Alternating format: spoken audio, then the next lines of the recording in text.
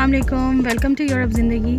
और आज हम जा रहे हैं और डिटेल इन्फॉर्मेशन आपको दूंगी कि अगर किसी को भी वैसे तो अल्लाह ना करे और मैनी प्रेयर्स और बहुत दुआएं आप लोगों के लिए, सबके लिए, व्यूअर्स के लिए, कि ऐसा किसी के साथ ना हो। और अगर इमरजेंसी में आपको जाना पड़ जाए हॉस्पिटल में तो क्या प्रोसीजर है पुर्तगाल में और कौन से हॉस्पिटल आप जा सकते हैं और ट्रीटमेंट और सारी गाइडलाइन आपको दूंगी। हम पुर्तगाल के एक हॉस्पिटल लिस्बन में हैं और लिस्बन में हम हॉस्पिटल जा रहे हैं। तो हॉस्पिटल कौन से जा रहे हैं वो आपको पूरा दिखाऊंगी हॉस्पिटल, और क्यों जा रहे हैं उसका रीज़न बता दूं कि आइज़ में इन्फेक्शन है, रेड सी हो रही हैं, तो उसमें ये देखना है कि वो ठीक नहीं हुई हैं तो किस तरह ठीक होंगी। तो ठीक है, तो चलते हैं हॉस्पिटल और दिखाते हैं आपको सारा का सारा कंप्लीट इन्फॉर्मेशन विद व्यू।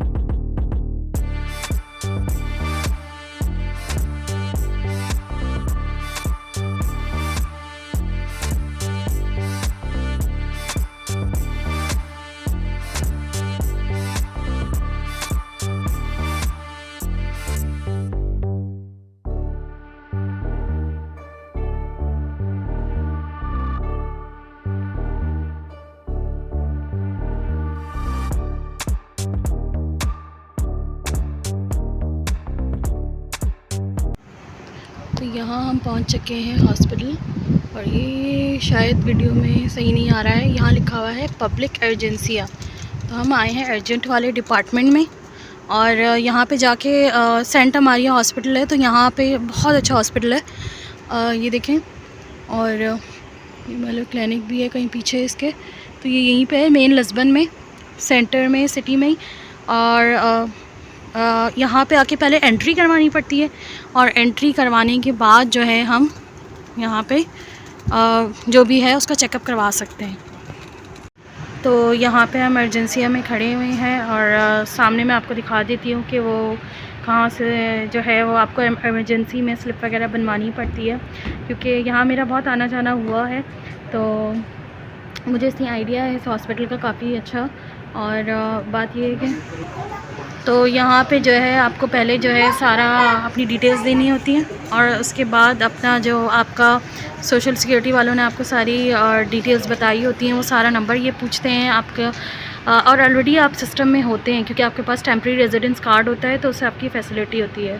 और हाँ, अगर आपके पास नहीं भी होता टेम्प्रेरी रेजिडेंस कार्ड, फिर भी आप आ सकते हैं इमरजेंसी में, और इमरजेंसी में आके अपना जो है वो डिटेल वगैरह बता सकते हैं कि ये मुझे जो है इशू है और मैं इसलिए इमरजेंसी में आया हूँ। तो मोस्ट ऑफ़ द टाइम वो ले लेते हैं, हैंडल कर लेते हैं केस, ठीक है। उसका भी प्रोसीजर है, वो आपको डिटेल आगे बताऊँगी। और बस फिर ये यहाँ पे जो है वेटिंग एरिया को साला कहते हैं, तो साला में वेट करना पड़ता है, और उसके बाद वो कॉल करते हैं आपको, ठीक है। तो जो भी है वो डिटेल आगे बताते हैं, और बहुत स्मूथली। और आप जब भी जिसको आना हो वो बड़ा टाइम निकाल के आए, क्योंकि यहाँ पे टाइम लग जाता है, ठीक है, पेशेंट्स की वजह से भी और यहाँ पे डिटेल्स की वजह से भी, ठीक है। अच्छा, सेंटा मारिया में एक अच्छी बात ये है कि ये लोग इंग्लिश भी बोल लेते हैं, तो जो भी प्रॉब्लम होती है, वो जो मेन लोकल हॉस्पिटल्स होते हैं, पब्लिक हॉस्पिटल्स हैं गवर्नमेंट के, और सेंटा मारिया में ये डिफरेंस है कि यहाँ पे इंग्लिश बोली जाती है, तो काफ़ी अच्छा हॉस्पिटल है। मेरा एक्सपीरियंस तो अच्छा ही रहा है यहाँ पे। ये देखें, यहाँ से एंटर होके फिर राइट साइड पे आपको डिटेल्स वगैरह देनी होती है इमरजेंसी में आने के लिए। वरना यहाँ हम आ गए हैं साला के अंदर, यहाँ हम आ गए हैं साला के अंदर, और ये वेटिंग एरिया है, देख सकते हैं आप।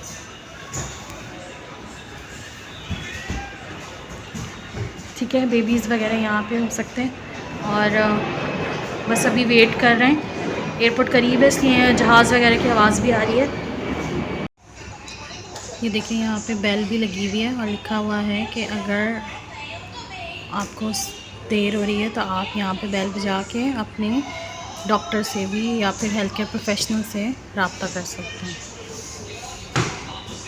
तो यहाँ पे मैं अब जा रही हूँ कि जो फ्रंट वाला साइड है वहाँ पे उन्होंने बोला है, तो हम यहाँ जा रहे हैं। तो ये मैं आपको दिखाती हूँ। तो हम यहाँ पे वेट कर रहे हैं हमारी टर्न का, और हमें जो है ये जो स्लिप है ये दे दिया।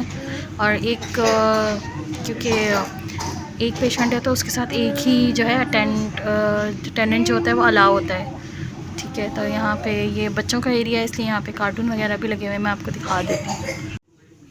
सो ये थे आज के व्लॉग, और इसमें हमने बस चेकअप करवा लिया था। कान में इन्फेक्शन जो है वो उन्होंने चेक किया था डॉक्टर्स ने मशीन डिटेक्टर से और इक्विपमेंट से। उसके बाद जो है बस कोई रिकमेंडेशन नहीं थी। दवाई जो है वो लोग एंटीबायोटिक्स नहीं देते हैं जब तक कोई मेजर रीज़न ना हो। तो बस ये था आज का व्लॉग, और पुर्तगाल के हेल्थ केयर सिस्टम के बारे में कुछ मज़ीद इन्फॉर्मेशन आपको देती चलूँ कि अगर आपको इमरजेंसी में जाना हो तो 112 डायल करके आप टेलीफोन नंबर पे आप डायरेक्ट जो है वो डिस्पैचर से बात कर सकते हैं, जो कि आपका इमरजेंसी हेल्थ केयर सर्विस जो है आपको प्रोवाइड करेगा। वैसे तो कोई चार्जेस नहीं है पुर्तगाल में। Health care system medical facilities free हैं इमरजेंसी में भी और वैसे जाने पे भी, विज़िट पे भी। लेकिन आपको अगर एम्बुलेंस बुलाते हैं तो उसके कुछ चार्जेस होते हैं, तो वो पे करने होते हैं। और जो टूरिस्ट हैं उनके लिए, या जो पुर्तगाल में आए हुए हैं जिनका कार्ड नहीं है, रेजिडेंस कार्ड, उनके लिए ये है कि वो अपने सारे डॉक्यूमेंट्स लेके जाएं जब भी उनको जाना पड़े। और ऑब्वियसली जब उन्होंने ट्रैवल किया होगा तो एक मेडिकल इंश्योरेंस उनकी बनी होगी पेपर, वो ज़रूर लेके जाएं। तो उसके बेसिस पे आपको हेल्थ केयर सिस्टम जो है वो अकोमोडेट करेगा।